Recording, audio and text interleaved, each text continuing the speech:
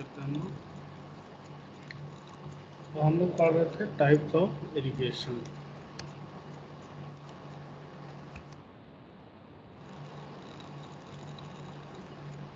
ठीक, उसमें हम लोगों ने पढ़ा था 3 तरीके के इरिगेशन हैं। कौन कौन से आपके?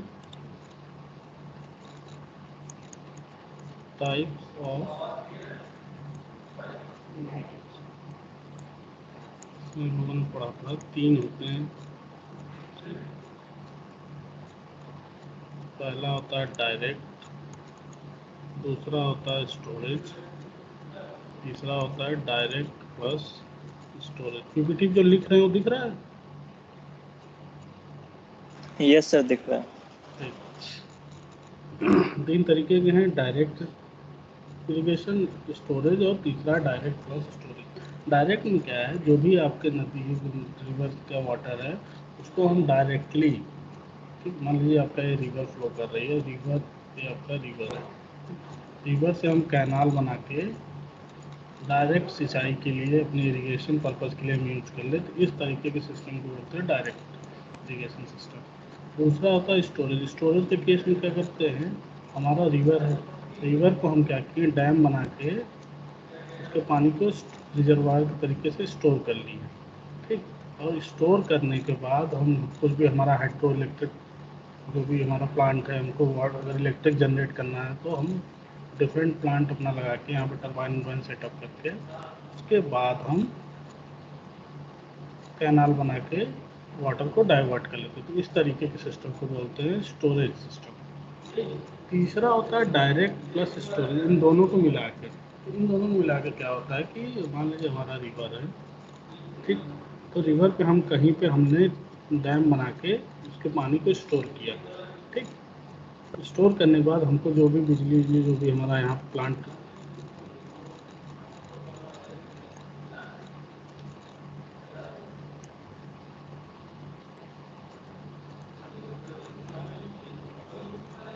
जो भी प्लांट था हमारा, हम लोगों ने यहाँ पे बना लिया। उसके बाद हम लोग क्या करते हैं, इस वाटर को ऐसे ही बहने देते हैं। आगे जाके फिर से हम लोग क्या करते हैं, यहाँ स्टोरेज बना लें, इसको यहाँ पे दूसरा रिजर्वायर बना के और फिर उसको कैनाल में हम डाइवर्ट करें, ठीक। तो इस तरीके के सिस्टम को बोलते हैं डायरेक्ट प्लस सिस्टम। मतलब एक्चुअली आप डायरेक्ट भी फ्लो कर, यहाँ से आप क्या किए, आपने रिजर्वायर बनाया, ठीक, और उसको यहाँ से कैनाल बना के आउटलेट बना के यहाँ से भी डिस्चार्ज करा लिया। उसके बाद आप आगे गए, रिवर को आगे कहीं ले जाके फिर से कैनाल बना के, तो इसमें डायरेक्ट और स्टोरेज दोनों तरीके का मीडियम रहा, ठीक है।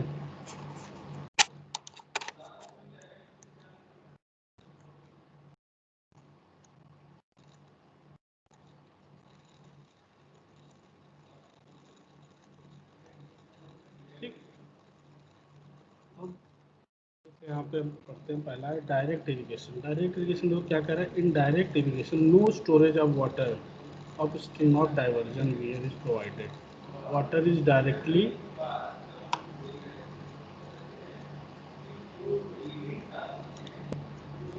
directly diverted to canal without any storage, मतलब बिना स्टोर किए हम डायरेक्ट कैनाल को ट्रांसफर करते हैं, ठीक। इस तरीके के स्टोरेज सिस्टम को बोलते हैं direct storage system, direct irrigation, sorry, direct irrigation system या डाइवर्जन स्कीम में बोलते हैं। दूसरा हमारा है स्टोरेज स्कीम।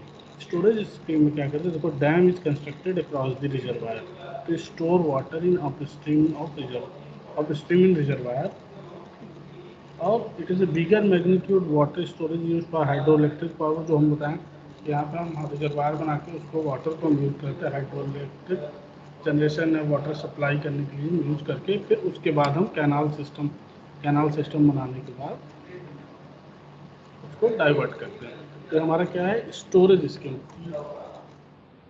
जैसे हम लोगों ने हमने बात की थी, ये आपका डायरेक्ट वाले में क्या था कि कोई भी रिवर फ्लो कर रही थी, ठीक, ये आपकी डायरेक्ट स्कीम है। डायरेक्ट में क्या है, ये रिवर आपको बह रही है और यहाँ से होता हुआ एक कैनाल हमने तो यहाँ पे क्या किया, एक वियर स्ट्रक्चर बना लिया, ठीक।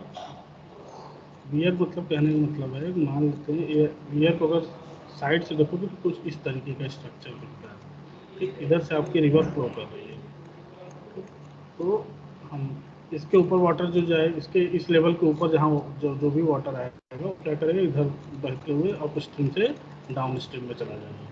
ठीक, इस तरीके से। तो वियर हमारा इस तरीके का स्ट्रक्चर होता है। ऐसे ही बैराज होता है। बैराज में क्या होता है, यहाँ पे एक गेट लगा होता है, ठीक, मैकेनिकल गेट लगा होता है। तो इसको ऊपर नीचे करके हम फ्लो को कंट्रोल कर सकते हैं। वियर बैराज में इतना अंतर है। वियर में ये चीज़, ये स्ट्रक्चर नहीं होता है, कंट्रोलिंग गेट्स नहीं प्रोवाइड होता।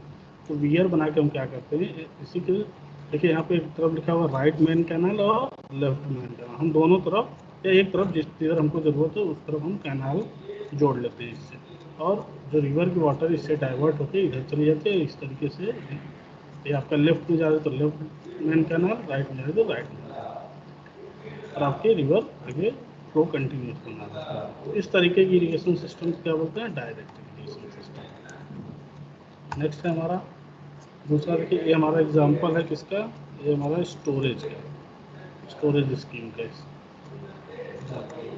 इसमें क्या है, देखिए यहाँ पे हम लोगों ने क्या किया, ये आपका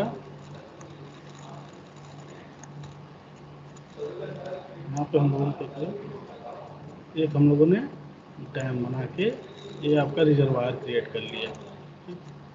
रिजर्वायर में आपका वाटर यहाँ पे कलेक्ट हो गया। उसके बाद क्या कर रहे हैं, इस वाटर को देखिए अगर हम लोग डैम के थ्रू पानी छोड़ के रिवर में फ्लो करा रहे हैं, और साथ ही साथ यहाँ पे हम लोगों ने क्या किया, देखिए आरबीसी, ठीक, और एलबीसी क्या है, राइट बैंक कैनाल और लेफ्ट बैंक कैनाल। एलबीसी मतलब left bank canal, left side वाला लेफ्ट बैंक, और right side L H R और आर एच आर क्या है, ये है रेगुलेटर्स, रेगुलेट करने के लिए फ्लो कितना जा रहा है इस कैनाल में, लेफ्ट वाले में। तो जो रेगुलेटर आप लगाए होंगे, जो रेगुलेट कर रहा होगा फ्लो को, उसको बोलते हैं राइट हेड रेगुलेटर। राइट वाले का हो तो राइट हेड रेगुलेटर, और लेफ्ट वाले का तो लेफ्ट हेड रेगुलेटर। इस तरीके से स्टोर किया आपने वाटर को। उसके बाद अपना जो भी हाइड्रो इलेक्ट्रिक प्लांट जो भी आपको बनाना था, वो बनाने के बाद आपने डिस्ट्रीब्यूट कर दिया वाटर को, ठीक, कैनाल के थ्रू।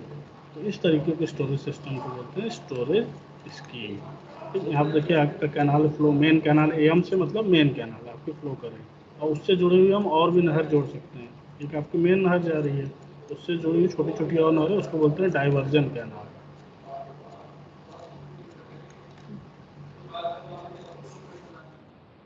नेक्स्ट है आपका कंबाइंड, जो हमने अभी बताया। कंबाइंड में क्या होता है, dam is constructed across a river to form a reservoir and this store water use to produce electricity.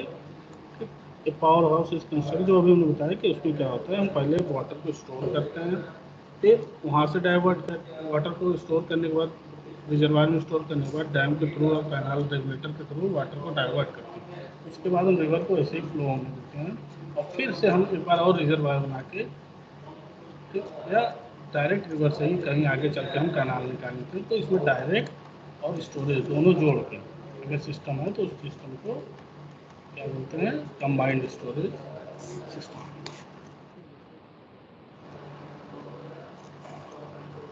Combined storage system में देखिए एडवांटेजेस दिया है कि hydro electric power generation, water supply में, फ्लड कंट्रोल, फ्लड जहाँ पे आते हो तो अगर वाटर रोक के अगर किसी दूसरे एरिया में किसी रिवर के कारण फ्लड आ रहा हो, उसके वाटर को स्टोर करके, या स्टोर करके नहीं तो डायरेक्ट आप किसी दूसरे कैनाल में ट्रांसफ़र कर सकते हैं। तो फ्लडिंग प्रॉब्लम, फिशरीज का रिक्रिएशन, नए नई चीज़ें वहाँ पे डेवलप होती हैं। ठीक, ये देखिए सर कंबाइंड स्टोरेज का। पहले हमने क्या किया, यहाँ पे हमने यहाँ पे रिजर्वायर बनाया, देख रहे हैं, रिजर्वायर बनाने के बाद डैम के थ्रू हमने यहाँ पे हाइड्रो इलेक्ट्रिक पावर प्लांट बना लिया। ठीक, हाइड्रो इलेक्ट्रिक पावर प्लांट बनाने के बाद हमने यहाँ से कुछ पानी इसको डाइवर्ट नहीं किया। उसके बाद हम क्या कर रहे हैं, जो हमारी रिवर आगे आ रही है, वहाँ पे हम लोग फिर से एक रिजर्वायर, और फिर वहाँ से हम डाइवर्ट कर रहे हैं। तो क्या हुआ है, ये आपका यहाँ पे स्टोर किया, लेकिन यहाँ से आप इसको डायरेक्ट कर रहे हैं। तो डायरेक्ट प्लस स्टोरेज दोनों मिलाकर हम एक ट्रिब्यूटरी समझते क्या होता है, कोई बता सकता है ट्रिब्यूटरी क्या होती है?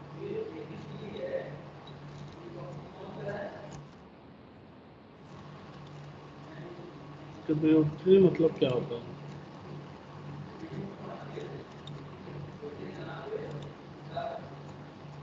तो बताया हुआ है।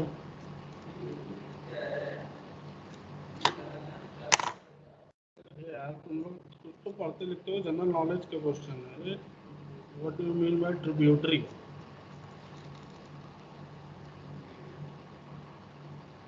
तो बताएगा।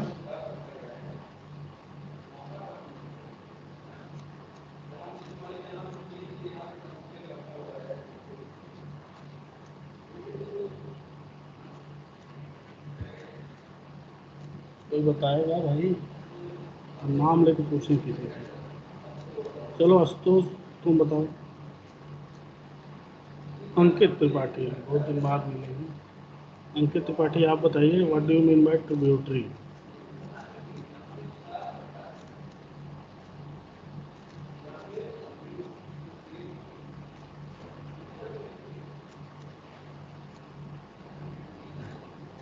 ज्ञानचंद, आप बताइए।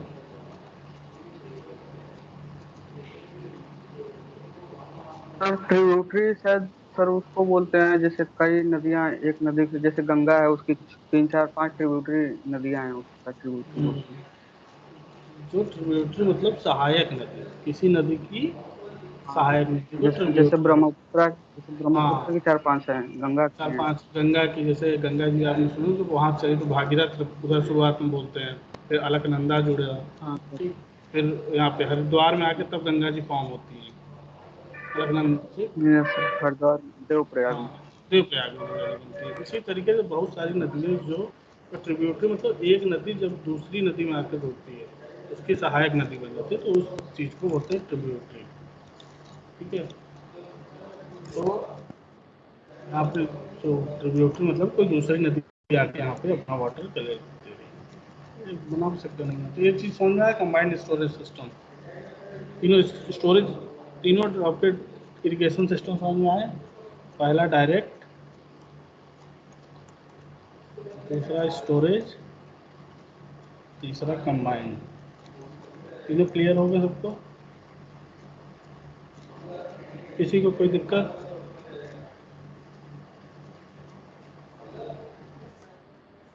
नेक्स्ट है हमारा, जो हमने पहले बात की थी कि दो तरीके के इरिगेशन है। एक आपका क्या था, सरफेस इरिगेशन। एक हमारा लिफ्ट इरिगेशन। ये तीनों हमारे किस में थे? सरफेस में। सरफेस में क्या क्या? पहला आपका डाइवर्जन, दूसरा स्टोरेज, तीसरा कंबाइन। अब नेक्स्ट हमारा लिफ्ट इरिगेशन, जो हमारा मेन हमको लिफ्टिंग के बारे में ज़्यादा पढ़ना होता है।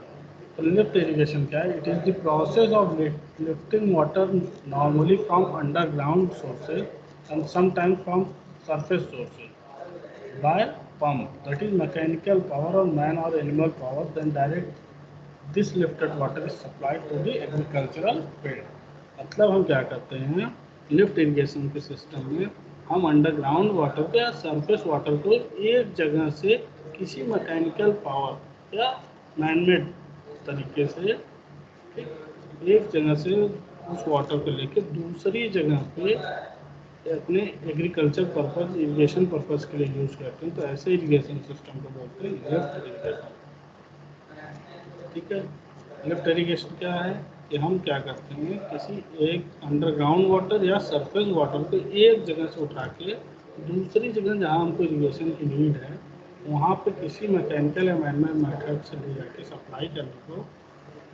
सप्लाई करने के सिस्टम को लिफ्ट इरिगेशन बोलते हैं। ठीक। ये आपने सॉइल यहाँ पे हमको, क्योंकि हम धीरे धीरे प्लांट्स में जाने वाले कितने किसके, तो इसलिए थोड़ा सॉइल के बारे में दिया गया है कि सॉइल कितने तरीके की है। आप लोगों ने पढ़ा होगा सॉइल दो तरीके की होती है मेनली। एक होती है हमारी रेजिडुअल सॉइल, एक होती है ट्रांसपोर्टेड सॉइल। ठीक। रेजिडुअल या पेरेंट भी बोलते हैं इसके, पेरेंट सॉइल। पेरेंट सॉइल मतलब जो अगर आपके जहाँ पर रॉक डिसइंटीग्रेट हुआ वहीं पे फॉर्म हो जाए उसी जगह पे, तो आपका रेजिडुअल सॉइल। और अगर किसी मीडियम के थ्रू ट्रांसपोर्ट होकर दूसरी जगह चला जाए, उसको बोलते हैं ट्रांसपोर्टेड सॉइल। ठीक। ट्रांसपोर्टेड में एक एग्जांपल था आपका एलुवियल। एलुवियल सॉइल क्या होता है? ये आपका वाटर ट्रांसपोर्टेड होता है। एलुवियल सॉइल किसको बोलते हैं? Water soil. जैसे यहाँ पे लिखा हुआ है this soil is form by deposition of silt sediment by the river during flood time. ठीक, क्या हमने बताया ना एलुवियल क्या होता है? वाटर ट्रांसपोर्टेड, मतलब रिवर यहाँ पे बता रहा है कि रिवर के कारण जो हमारा डिपोजिशन ऑफ सिल्ट और सेडिमेंट हो रहा है उससे सॉइल जो फॉर्म हो रही है उसको एलुवियल सॉइल बोलते हैं। This soil is available Indo Gangetic plain and the Brahmaputra basin and basin of other big rivers of India. जो हमारा गंगा जी के इलाके हैं, ब्रह्मपुत्रा वाले इलाके हैं, और जो बड़ी रिवर है उनसे इंडिया में मैक्सिमम इस तरीके की सॉइल फॉर्म है। एलुवियल सॉइल की क्या और property? Very good moisture retention capacity and strong in chemical. ठीक, मतलब इसमें मॉइस्चर रिटेंशन रोक के रखने की पावर ज़्यादा होती है, और इसमें केमिकल जो कि आपके जो भी आपके क्रॉप्स के लिए अच्छे हैं उसमें केमिकल भी पाए जाते हैं। ठीक, manual for essential for crop and plant growth. ठीक है,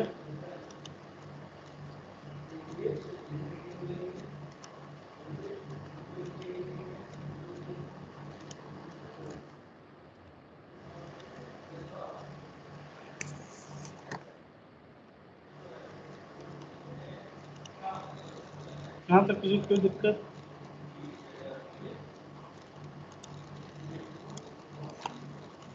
यहाँ तक किसी को कोई दिक्कत हुई? No sir. कुछ पूछना है डायरेक्ट? सर जो ट्रिब्यूटरी रिवर्स वगैरह बनाते हैं सर, वो किस लिए बनाते हैं सर?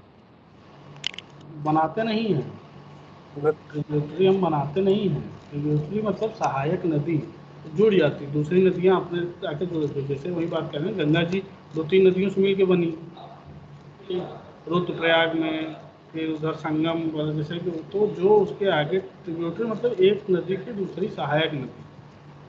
जैसे छोटी छोटी नदियाँ आके बड़ी नदी में जुड़ जाए, गंगा जी में जैसे आपके यहाँ पे, ठीक, अब उधर अब बनारस के कोई जानने वाला तो बनारस के आगे एक जगह है, उसके वहाँ पे वरुणा आके गंगा जी से मिलती है, तो वरुणा क्या होगी? गंगा जी के लिए सहायक नदी होगी। ठीक, ये बनाया नहीं जाता, कैनाल आप बनाते हैं, लेकिन ट्रिब्यूटरी क्या है? नदियाँ, जो नदियाँ भी होती है बनाने वो ऑलरेडी, जैसे कि आपको फ्लो मिला पहले, जिधर फ्लो रिवर की गई तो उस डायरेक्शन में बन गई। ट्रिब्यूटरी को बनाते नहीं हैं। ठीक है,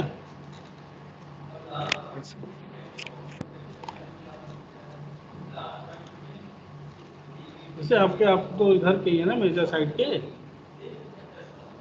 सैफली थे ना, तुम कौन बोल रहा था? Yes sir, yes sir. तो तुम्हारे साइड इधर कौन सी नदी है बताओ? अरे एक इधर नदी तो बहती है, पुल डांकते हो? हाँ सर, गंगा नदी तो इधर है पास में है सर। ये पुल जिसको डांकते हो गंगा जी पे है? हाँ सर। ये जो पुल जाती है, तुम यहाँ जाते हो मेजा के पास में पुल है, रिवर है, टॉस तो कौन नदी सी ना नदी? सर। कौन सी नदी? टॉस नदी। हाँ, तो टॉस टोंस, टॉस। टोंस किसकी सहायक नदी है? तो ये तो गंगा जी का है सर।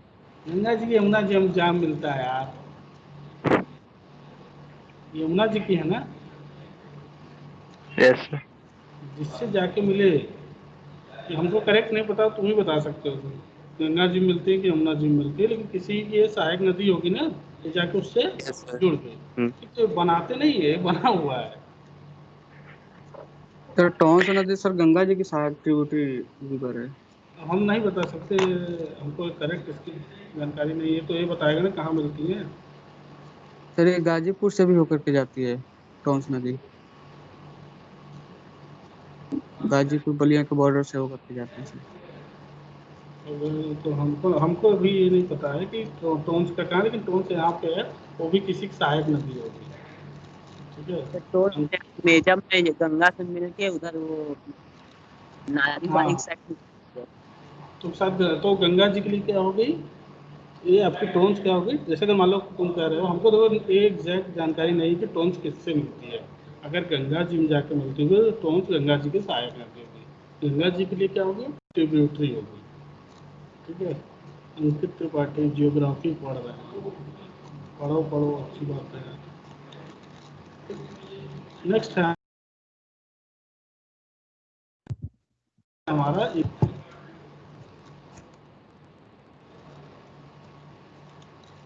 पीपीटी दिख रही है? इरिगेशन मेथड्स वाली पीपीटी दिख रही है सबको? Yes sir.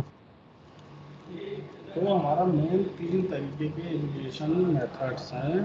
पहला हमारा सरफेस इरिगेशन, दूसरा सब सरफेस इरिगेशन, तीसरा स्प्रिंकलर इरिगेशन। ठीक, अभी सबके बारे में हम लोग बारी बारी से पढ़ेंगे। पहला सब सरफेस इरिगेशन को हम लोगों ने 3 पार्ट में डिवाइड किया है। पहला है फ्लडिंग, दूसरा है फरो मेथड, तीसरा है कंटूर मेथड फार्मिंग। ठीक, फ्लडिंग में 2 है, वाइल्ड फ्लडिंग, कंट्रोल फ्लडिंग। ठीक, कंट्रोल में आपके फ्री फ्लडिंग, कंट्रोल लेटर, इसमें आपको अगर याद है, ठीक है, इतना हमको डिटेल बारे में नहीं पूछेगा, मुश्किल से हमको आपको अगर ध्यान रखना है तो इतना ही ध्यान रखिए। ठीक, जैसे सरफेस, सब सरफेस और स्प्रिंकलर का कहने का क्या मतलब है? सरफेस इरिगेशन का मतलब है आप वाटर को डायरेक्ट सरफेस पे प्रोवाइड कर दीजिए, ठीक, और वो जाके इरिगेट कर दे। जैसे कि अगर हम एग्जांपल लें कि गांव में जो बच्चे जो होंगे वो समझ रहे होंगे, सरफेस इरिगेशन मतलब हम वाटर को पंप के थ्रू लाते हैं, ठीक, और नालियाँ बनाते हैं, नाली या पाइप के थ्रू उसको ले जाके सीधे अपने फील्ड में हम जहाँ पे क्रॉप्स हैं वहाँ पे लगा देते हैं। ठीक, तो एक आपका मेथड है कि यहाँ पे देखिए सरफेस में 3 दिखा रहा है। फ्लडिंग, पहला है कि वाटर को लाया आपने किसी नाली के थ्रू, और आपका मान लीजिए कोई फील्ड है, खेत है, ठीक, ये आपका फील्ड एरिया है, और डायरेक्ट इसमें छोड़ दिया तो पूरा इसमें भर जाएगा। ठीक, तो इस तरीके को क्या बोलते हैं? फ्लडिंग बोलते हैं। सरफेस का है फ्लडिंग इसकी। दूसरा है फरो मेथड। फरो मेथड में क्या करते हैं हम, ये पानी आप जहाँ से ला रहे हैं वो लाएँ, जिस मेथड से लाना ला के उसके बाद क्या करते हैं, छोटी छोटी ढेर सारी नालियाँ बना देते हैं। ठीक, छोटी छोटी, और उस हर नाली में जाके इरिगेट करता है। जैसे खास करके जिन्होंने आलू की खेती देखी होगी, पोटैटोज की खेती है, आलू की खेती होते हुए देखिए किसी ने?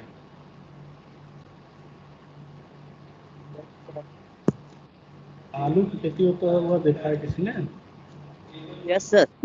आलू में क्या करते हैं, छोटी छोटी नालियाँ यस बनाते सर। हैं, फरो, और उसी पे यस आलू सर। लगाते हाँ हैं ना। आलू के लिए क्या करते हैं, छोटी छोटी नालियाँ बना लेते हैं और उसी पे आलू लगा देते हैं, लगाते हैं ना। सर पहले ही वो हाँ हाँ, वो पहले वाला, पहले हम क्या करते हैं, वो जमीन पे आलू रख देते हैं, उसके बाद मिट्टी चढ़ा देते हैं, सर क्यारी मिट्टी, बना आप लेते हैं सर। हाँ, क्यारी बना उसी लेते हैं। हिंदी में पानी बात टाइप। करो तो क्यारी टाइप बना लेते हैं। और तो हाँ क्या, जब हम इसमें इरिगेशन करते हैं तो कैसे करते हैं, क्यारियाँ छोटी छोटी नाली की तरह बना लेते हैं और इरिगेशन इसके बीच में होता है। ठीक, डायरेक्ट आप इसको नहीं देते हैं, इसमें इरिगेशन, इसमें मिट्टी, आपका वाटर भर जाता है और यहाँ से अपने हिसाब से पानी कलेक्ट करता है। ठीक, तो इस तरीके के इरिगेशन के आपका सरफेस का ही है, आप सरफेस पे वाटर अप्लाई कर रहे हैं तो सरफेस का ही है, लेकिन कौन सा है? Furrow method. इसी तरीके से कंटूर मेथड फार्मिंग, कंटूर मतलब खास करके आप लोग पहाड़ों की खेती देखा है? पहाड़ों की खेती कैसे होती है? पहाड़ों पे मान लीजिए आपका ये कोई पहाड़ बना है, ठीक, एक आपका जगह हो गया, यहाँ पे ऐसे रहता है, फिर इसके बाद ऐसे खेत जुड़ा हुआ है, ठीक, एक लेवल यहाँ पे बना के खेती करते हैं, फिर यहाँ बना के खेती करते हैं, फिर यहाँ बना के खेती करते हैं, ऐसे ऐसे देखो। तो वाटर को हम यहाँ से छोड़ देते हैं, इस पे भरता है, फिर इस पे भरता है, इस पे भरता है, इस पे, तो इस तरीके का अगर आप स्टेयर टाइप में।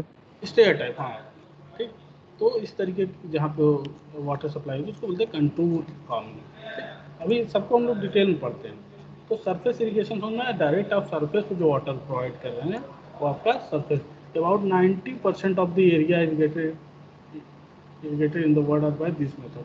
मतलब 90% खेती हम कैसे करते हैं? सरफेस मेथड से ही, जो आपके 3 मेथड हैं, डायरेक्ट वाले, फ्लडिंग वाला, और फ्लडिंग वाला पड़े और फरो वाला और कंटूर वाला, इन तीनों मेथड से ही 90% पूरे वर्ल्ड में खेती होती है। दूसरा है हमारा स्प्रिंकलर इरिगेशन। स्प्रिंकलर देखा है? स्प्रिंकलर वाली खेती देखी है?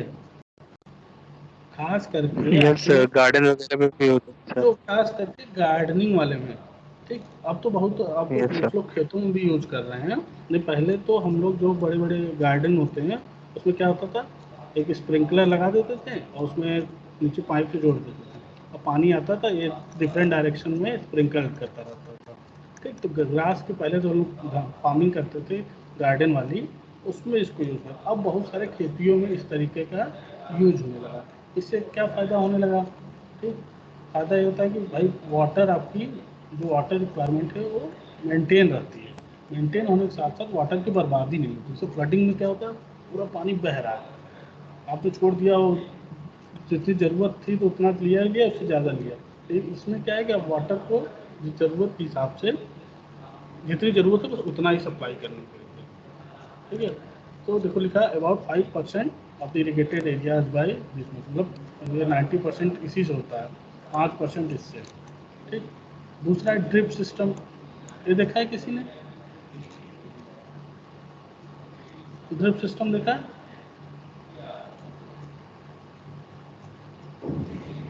ड्रिप ड्रिप सिस्टम देखा है?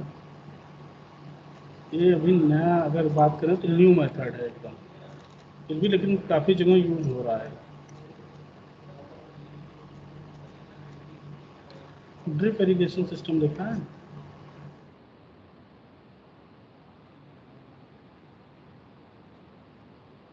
इरिगेशन सिस्टम देखा है? No, sir. ड्रिप में जैसे कि आप ड्रिप, आपको कभी लगा है ड्रिप ब्लड में? जैसे आपको Yes, कभी, sir. हाँ सेम वैसे ही होता है। क्या होता है, जो भी हमको मान लीजिए कोई, खास करके आप लोग जब अंगूर की खेती होती है उसमें यूज होता है मैक्सिमम, जहाँ पे अंगूर की खेती होती है। ठीक। ड्रिप में हम क्या करते हैं कि वाटर को हम पाइप के थ्रू, ढेर सारी पाइप के थ्रू कनेक्ट कर देते हैं और उसके बाद, ठीक, मान लीजिए आपका क्रॉप, कोई भी क्रॉप है, ठीक, ये सब क्रॉप्स है। उसके बाद इस यहाँ पे हम क्या करें, एक ड्रिप की तरह जोड़ देते हैं, जो कि ज़रूरत के हिसाब से, क्या मतलब कि ड्रिप जोड़ने का मतलब इसमें हम डायरेक्टली ला के यहाँ पे ड्रिप लगा देते हैं। ठीक। जो कि पानी को ना स्प्रिंकल कर रहा हूँ, धीरे धीरे बूंद बूंद रिश्ता रहे। ठीक। और यहाँ पे मॉइस्चर को मेंटेन रखें प्लांट के लिए। तो ऐसे इरीगेशन सिस्टम को होते हैं ड्रिप इरीगेशन सिस्टम। ठीक है।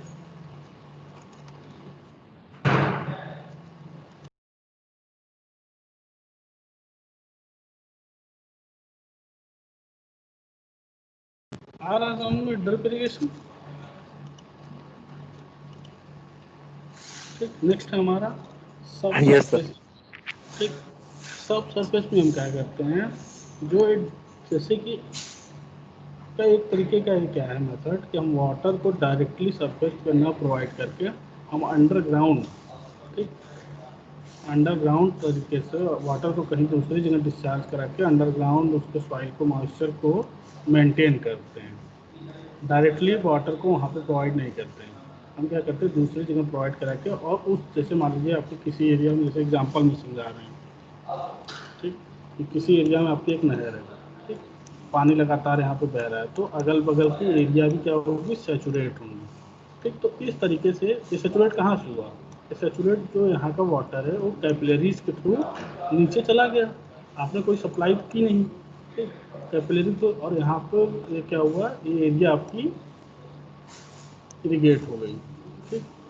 तो इस तरीके का इरीगेशन सिस्टम क्या कहलाता है, सब सरफेस इरीगेशन। जितनी आपको क्रॉप से ज़रूरत है, क्रॉप अपने हिसाब से यहाँ पे वाटर को ले लेगा इसी एरिया से। तो ऐसे इरीगेशन सिस्टम को बोलते हैं सब सरफेस इरीगेशन। जैसे flooding water underground and allowing it come up by capillary to crop root, मतलब फ्लड वाटर जो अंडरग्राउंड तरीके से चला जाता है और कैपिलरी के थ्रू वाटर रूट्स पे आ जाता है अपने आप। जहाँ पे वाटर टेबल खास करके ऊपर है ऐसे एरिया में, तो वहाँ पे ये चीज़ें हो जाती हैं। नेक्स्ट है आपका सरफेस इरीगेशन। मुख्य है सरफेस में, देखो दो लिखा हुआ है, एक होती है कंट्रोल्ड, एक होती है अनकंट्रोल्ड। इसमें क्या होता है, कंट्रोल मतलब हम क्या करते हैं, वाटर को है जो भी डिचेज, मतलब नालियाँ, फरोज या क्यारियों के थ्रू हम वाटर को कंट्रोल्ड वे में फील्ड तक पहुंचाते हैं, तो इसको कंट्रोल। और दूसरा होता है वाइल्ड या अनकंट्रोल्ड मैनर। ठीक। तो अनकंट्रोल मेथड में हम क्या करते हैं, डायरेक्टली आप वाटर को किसी फील्ड में, जो हम भी बता रहे थे, लाए आपने फील्ड में यहाँ पे प्रोवाइड कर, तो अनकंट्रोल्ड मैनर में बहा, ठीक, कोई कंट्रोल नहीं है इसके ऊपर।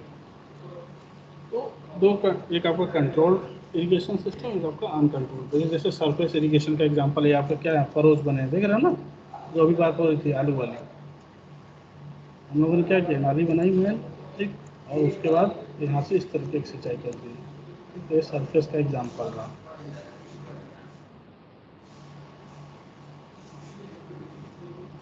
क्या लिख रहा है, in furrow irrigation only a part of land surface that is furrow is wetted thus minimising evaporation loss. कह रहा है कि हम इसमें क्या करते हैं, वाटर को फरोज में ही सप्लाई करते हैं।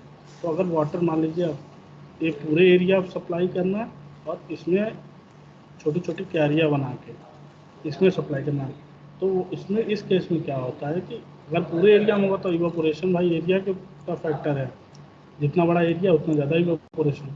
तो हम क्या करते हैं, इवापोरेशन को मिनिमाइज कर लेते हैं फरो के केस में, ठीक। और क्या लिखा है, furrow irrigation is adopted for row crops like corn, जहाँ पे हम एक लाइन में खेती करते हैं, कॉर्न के लिए, बनानास के लिए, टोबैकोस के लिए, कैबेज के लिए, खासकर पोटैटोज़ के लिए इस तरीके के इरिगेशन सिस्टम यूज़ करते हैं, ठीक। Can be using small irrigation stream, इसको हम स्मॉल इरिगेशन स्ट्रीम।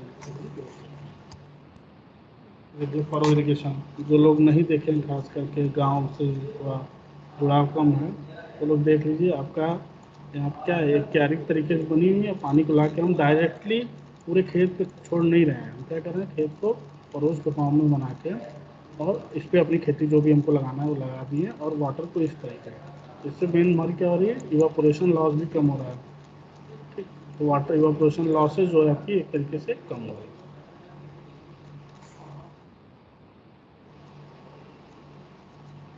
ठीक है। नेक्स्ट हमारे जो भी बता रहे थे बॉर्डर इरिगेशन, इसका कहने का मतलब है कंट्रोल्ड वाला, कंट्रोल्ड इरिगेशन, जो वाटर क्या कहते हैं पाइप के थ्रू लगाएं अपने आपने। बॉर्डर कहने का मतलब क्या है इसका, कि आप खेत को छोटे छोटे बॉर्डर बना लीजिए, जैसे आपका पूरा एरिया है खेत का मान लीजिए, तो आप छोटे छोटे खेत बना लीजिए इसमें बॉर्डर लगा के, ठीक। और उसमें आप क्या कर रहे हैं, ये आपका कंट्रोल करने का मतलब मैनर है।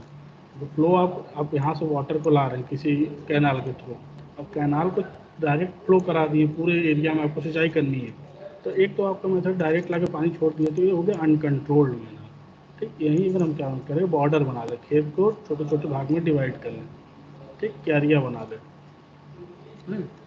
खेत को छोटे छोटे भाग में डिवाइड करने के बाद वहाँ पे हम प्रॉपर तरीके से एक एक पार्ट की, एक एक बॉर्डर की सिंचाई करें। इस तरीके के मेथड को बॉर्डर या कंट्रोल्ड इरिगेशन सिस्टम भी, ठीक, बोलते हैं, ठीक है। Border irrigation is suited for crop that can withstand for a short time. तो जैसे आपका गेहूँ, ठीक, गेहूँ की आपकी 120 से 150 दिन में गेहूँ मिल जाता है हम लोग, करा ऐसे क्रॉप के लिए बॉर्डर इरिगेशन, जो कि कम समय के लिए होता है, ठीक।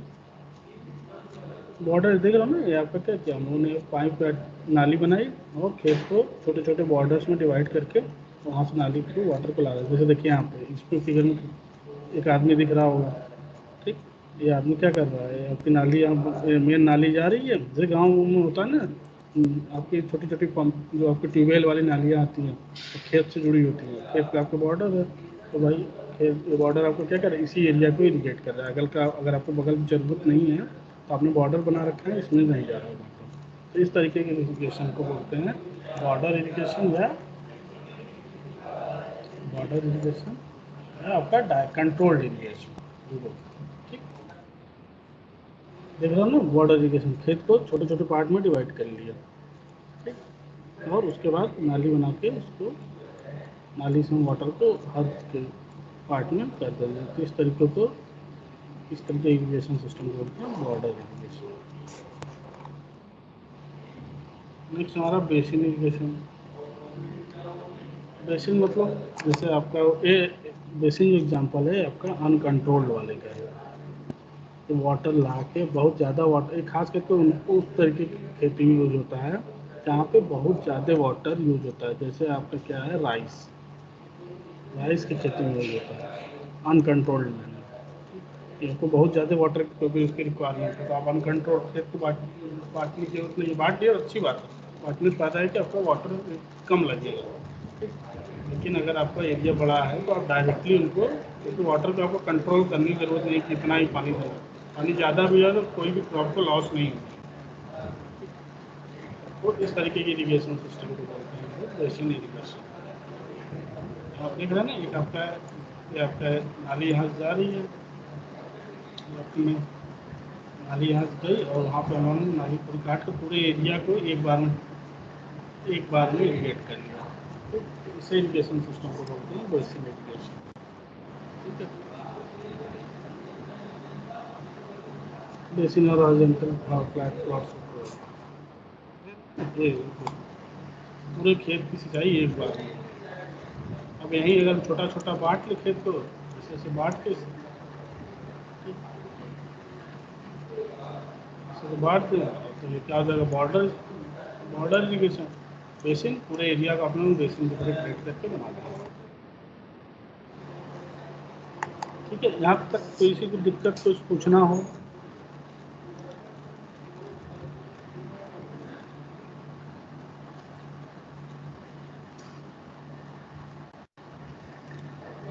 यहाँ पे किसी को कोई दिक्कत?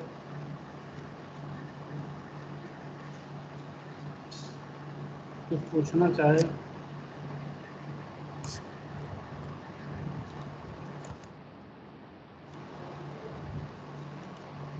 आगे चलते नेक्स्ट हमारा स्प्रिंकलर है ओवरहेड इरीगेशन।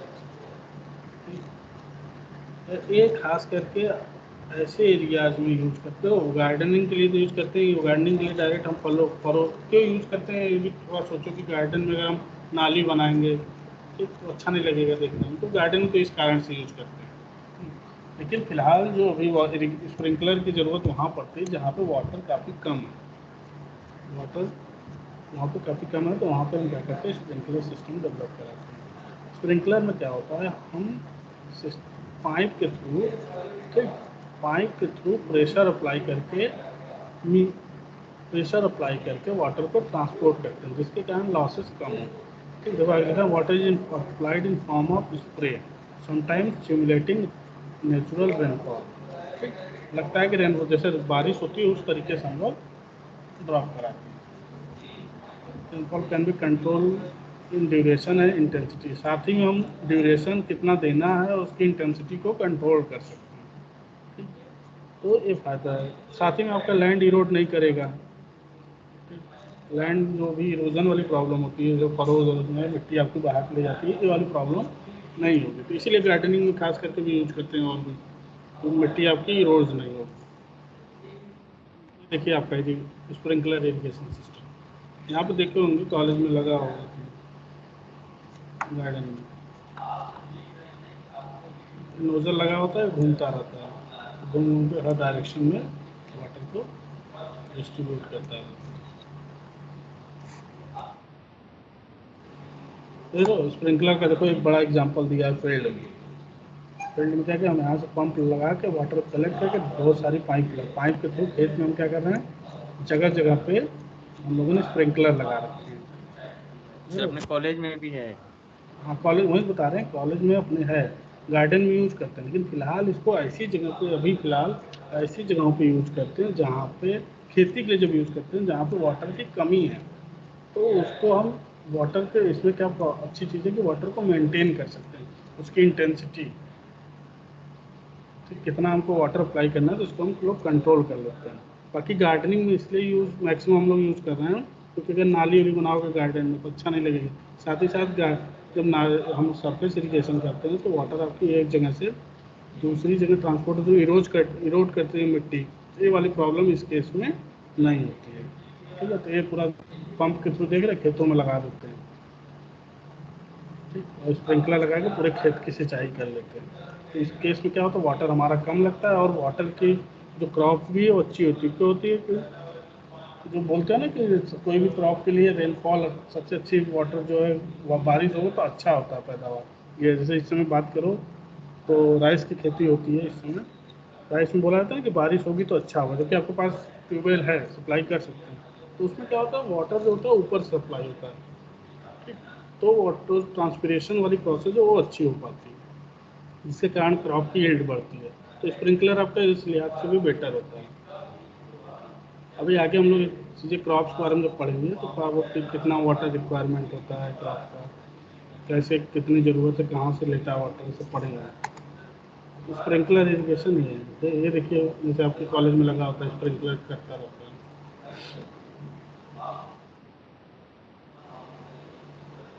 ये आपके 2-3 तरीके हैं स्प्रिंकलर के, rain gun, lateral mode, central pivot.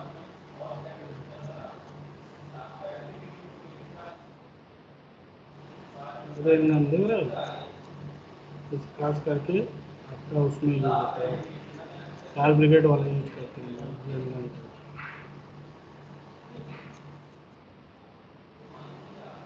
Rain gun है,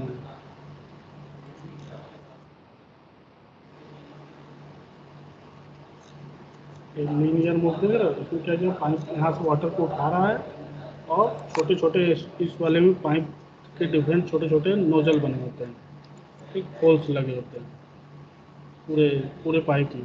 तो यहाँ से पानी कलेक्ट करके ये पूरे दोनों तरफ ये आपका ट्रांसपोर्ट होता रहता है, तो पूरे खेत की सिंचाई स्प्रिंकलर मेथड, तो लीनियर मूवमेंट मेथड है। देखिए ये वाला पंप के थ्रू यहाँ वाटर है, और पूरे एरिया में आपका वाटर को देख रहे हैं, यहाँ पे फुहारे की तरह स्प्रिंकल कर रहा है पूरे खेत को। तो इस तरीके की सिंचाई हो रही है, तो बहुत सारे तरीके इसमें डेवलप हो गए हैं। सेंट्रल पिवॉट कहीं भी आप लगा के उसको फिक्स करें।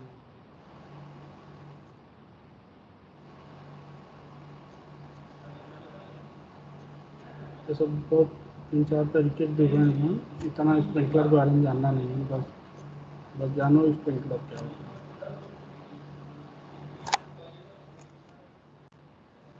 ठीक है, किसी को अभी तक बताओ इसमें किसी की दिक्कत कोई यहाँ तक में?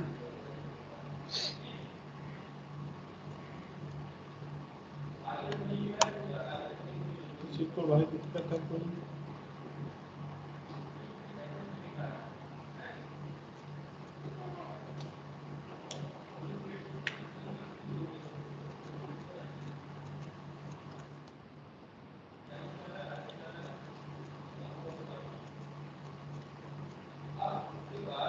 नेक्स्ट हमारा ड्रिप एंड ट्रिकल इरिगेशन। इसमें क्या है कि वाटर को हम डायरेक्टली क्रॉप पे अप्लाई करते हैं, न कि डायरेक्ट पूरे फील्ड में, ठीक है। इसमें देखो लिखा हुआ है, water is applied directly to the crop, that is entire field is not wetted, मतलब पूरे फील्ड को वेट नहीं करते हैं, और सीधे डायरेक्टली आप कहाँ प्रोवाइड कर रहे हैं, क्रॉप पे। वाटर कंजर्व रहती है इसमें। इससे और भी अच्छी चीज़ क्या है, जैसे कि आपके जो आप जहाँ पे आप अनकंट्रोल फ्लडिंग करते हैं, जहाँ पे तो पूरे एरिया को वेट करता है, जिसके कारण वहाँ पे वेट बहुत सारी घास जान अपने आप उग जाती हैं, निकल जाती हैं। ये सब प्रॉब्लम नहीं होती है, क्योंकि वो वाटर जहाँ पे ज़रूरत है उसी क्रॉप के लिए दे रहा है, अगल बगल के एरियाज में नहीं दे रहे हैं, तो घास खरपतवार ये सब उगने नहीं पाते हैं। इसमें क्या करते हैं, वाटर को लो प्रेशर सिस्टम, बहुत ज़्यादा प्रेशर से नहीं, छोटे छोटे वो मतलब ड्रॉपलेट्स के फॉर्म में प्रोवाइड करते हैं, जहाँ पे वाटर की ज़रूरत है बस वहीं, ठीक। 1 to 12 लीटर पर घंटा, जितना आप रेट अपने हिसाब से एडजस्ट कर सकते हैं। There is reduce evaporation only potential transpiration ठीक। बस इसमें क्या है, इवापोरेशन नहीं, सिर्फ ट्रांसपिरेशन वाली प्रोसेस होती है प्लांट के थ्रू। कोई ड्रेनेज सिस्टम की जरूरत नहीं पड़ती कि आपको एक्स्ट्रा वाटर हो गया तो ड्रेन करा के कहीं बहा के ले जाना पड़ता, क्योंकि वाटर आपका डायरेक्टली वहीं पे प्रोवाइड होता है। ये देखिए ड्रिप इरीगेशन सिस्टम, ताकि आपने एक मेन पाइप लगाया और उससे छोटी छोटी पाइप को पूरे खेत में आप अंदर फैला दें, ठीक। और जहाँ पे सॉइल, जहाँ पे आपका प्लांट है, उसके अगल बगल में आपने पाइप सिस्टम के थ्रू पानी को छोड़ दिया, वो भी कंट्रोल्ड मैनर, तो डायरेक्टली वाटर पूरे खेत में, यहाँ पे जहाँ पे पेड़ आपका प्लांट नहीं था वहाँ पे नहीं लग रहा है, ये सब एरिया में नहीं जा रहा, कहाँ जा रहा है, सीधे इसके पास, ठीक। इस तरीके के इरिगेशन सिस्टम को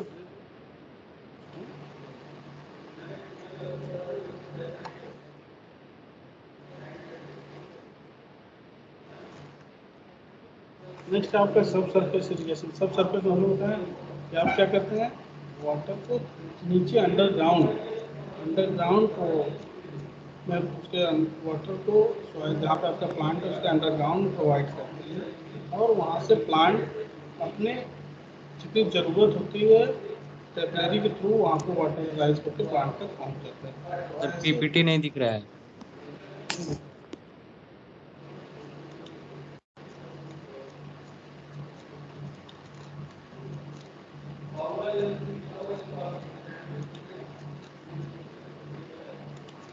अब दिखा। हाँ सर दिख रहा है अब। तो नेक्स्ट हम बोल रहे थे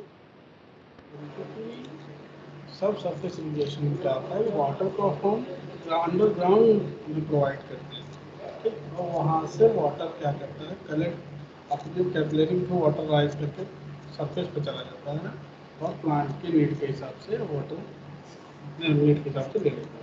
तो ऐसे इरिगेशन सिस्टम को बोलते हैं सब सरफेस इरिगेशन सिस्टम, ठीक। यहाँ पे देखिए आपने क्या किया, एक वाटर पाइपलाइन को हम क्या कर रहे हैं, अंडरग्राउंड में प्रोवाइड कर रहे हैं और उसमें आप लोग इस अंडरग्राउंड में हम क्या करते हैं, वाटर को अंडरग्राउंड में प्रोवाइड करने के बाद ऊपर आपकी जो भी सॉइल है उसको आती है और यहाँ से कैपिलरी के थ्रू राइज करके ऊपर चली जाती है, ठीक। तो ऐसे इरिगेशन सिस्टम क्या होते हैं सब सरफेस वाटर पानी, खास करके जहाँ पे वाटर टेबल काफ़ी ऊपर है वहाँ पे इस तरीके की रहती है। हम लोग आज यहीं पर रुकते हैं, कल फिर से इसको हम देखेंगे।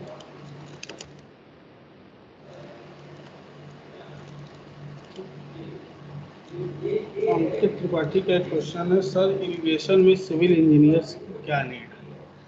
इरिगेशन में क्या नीड है कि जैसे कि जो हमारे इरिगेशन में बात हो रही है, इरिगेशन होता क्या है कि आर्टिफिशियल तरीके से, मैनमेड तरीके से खेतों तक सिंचाई खेतों तक पानी पहुंचाना अपने क्रॉप्स के लिए, ये हमारा इरिगेशन है।